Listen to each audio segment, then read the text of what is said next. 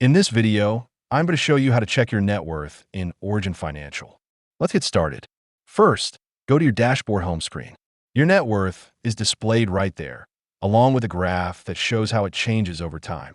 Origin automatically tracks your balances across all connected accounts and updates this daily, giving you a clear visual of your financial progress.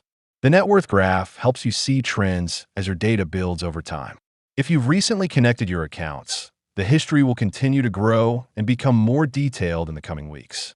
You can also improve accuracy by adding assets and liabilities manually.